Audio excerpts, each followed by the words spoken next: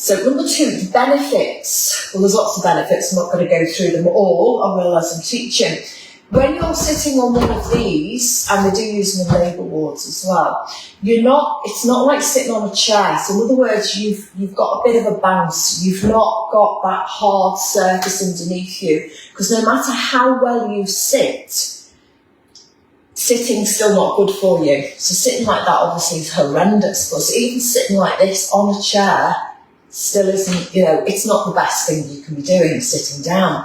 The pelvis just isn't great for weight loading for long periods of time. Well, it's just not good for our bodies, is it? So with your ball, at least there's no impact, So it's nice for the pelvic floor as well. It's a nice release. Hence the reason they do use them in labour wards as well. So that's just one of the main benefits. Other benefits are, well, you're on it, it's a wobbly surface.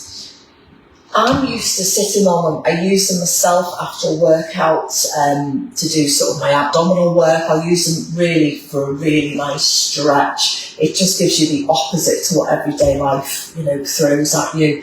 All that technology and forwards or tension, stress. So even kids, they're so good for sort of that neuro system, that brain system.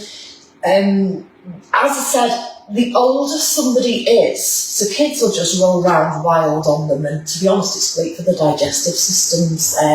Rolling on the ball, it sort of gets constipation, things like that. It's brilliant. Well, not just for kids, for adults as well.